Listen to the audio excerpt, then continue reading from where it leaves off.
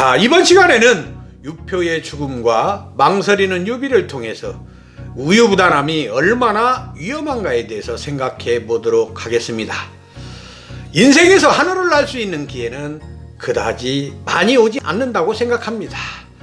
그래서 기회가 왔을 때 그 기회를 과감하게 붙잡는 사람은 인생의 승리자가 될 수 있지만, 기회가 왔는데도 우유부단하여 그 기회를 날려버리는 사람은 결국 인생의 패배자가 될 수밖에 없는 것입니다.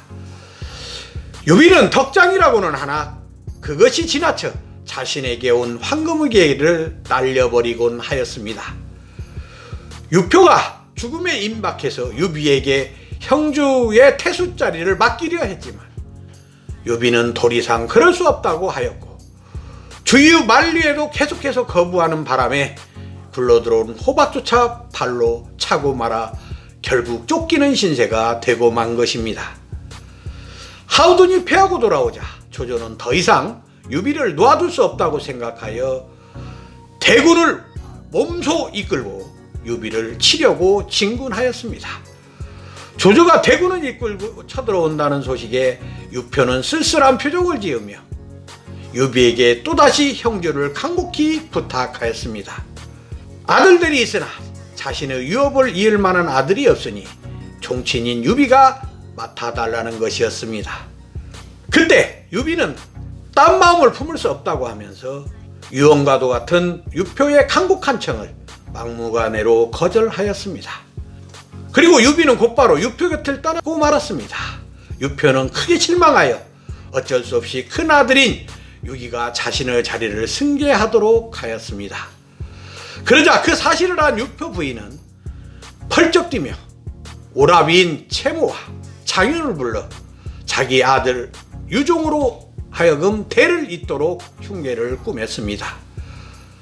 아버지가 유독하다가 하여 강하에서 달려온 유기에게 성문도 열어주지 않고 유기가 유표를 뵐 수 없도록 하였습니다.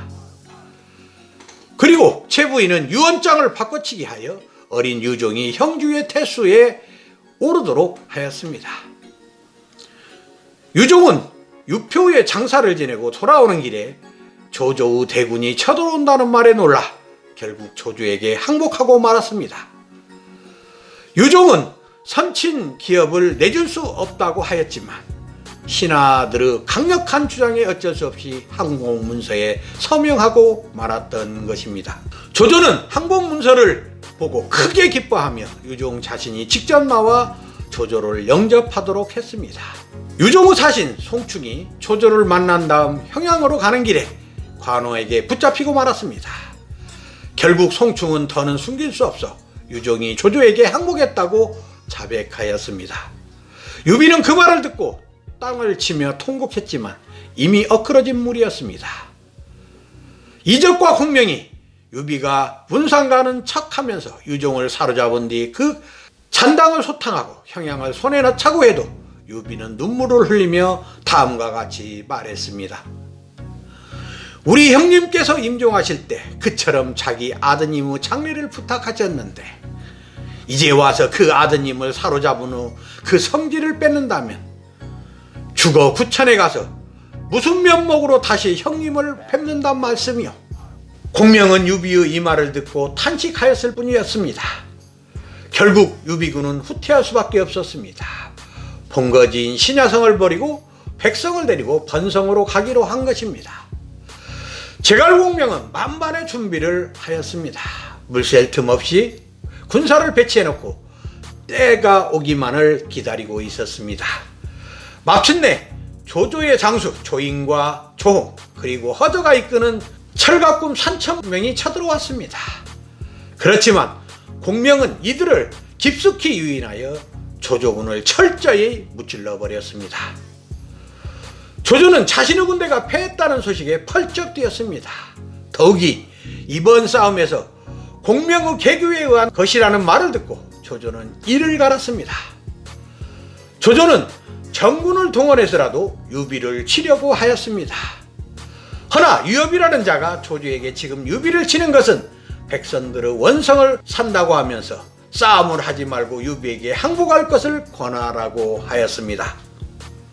그렇지만 조조의 사신으로 간 서선은 유비에게 항복을 권하는 조조의 본뜻은 화의하는 데 있지 않고 오직 백성의 원망을 유비에게 전가시키기 위한 계략일 뿐이라고 말하였습니다.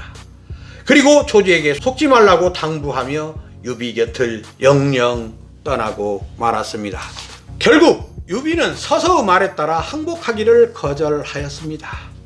조조는 곧 군사를 거느리고 유비가 있는 번성으로 왔습니다. 지금까지 살펴본 것처럼 유비가 이렇게 위기에 빠지게 된 근본 원인은 무엇이겠습니까? 유표가 유비에게 형주를 맡기려 했을 때 유비가 인간은 도리상 그렇게 할 수 없다고 거부했기 때문입니다. 이런 유비의 행동은 언뜻 보기에는 덕장다운 행동처럼 보이지만 실은 유비의 지나친 온정주의에 의한 판단착오로밖에 볼 수 없습니다. 이런 판단착오로 인해 굴러들어온 호박조차 팔로 찬 꼴이 되었습니다. 그래서 결국 형주가 조조 손에 넘어가게 되고 유비는 불리한 조건에서 싸움을 할 수밖에 없었습니다. 기회는 결코 쉽게 오지 않습니다. 기회가 왔을 때 빠른 결단력으로 그 기회를 잡아야 한다고 생각합니다. 인생의 선택의 갈림길에서 때로는 인간적인 아픔을 맛보아야 할 때도 많습니다. 이러한 아픔을 피할 수 없는 것이라면 그것을 달게 받아들이고 과감히 결단을 내려야 한다고 생각합니다. 유비처럼 인간면에 치중하여 망설이다 보면 결국 날라온 기회를 날려버리고 맙니다. 그래서 한비자는 다음과 같이 말하고 있습니다. 군주가 문제를 결정하지 못하고 망설이며 본성이 유약하고 결단력이 없고 옳고 그름을 구별하지 못하고 자기 입장만 고수한다면 나라가 망할 것이다. 우리 주위에는 하는 일마다 잘 풀리지 않는다고 하소연하는 사람들이 많습니다. 왜 그럴까요? 과감한 결단력이 부족하여 찾아온 기회조차 날려버렸기 때문이라고 생각합니다. 그래서 에라스무스는 인간을 실패하게 하는 가장 큰 장애물은 망설임과 두려움이라고 했습니다. 진정으로 찾아온 기회를 잡고 하늘 높이 날고 싶다면 자신감과 강인한 의지로 우유부단한 마음을 없애고 결단력을 길러야 한다고 생각합니다. 감사합니다.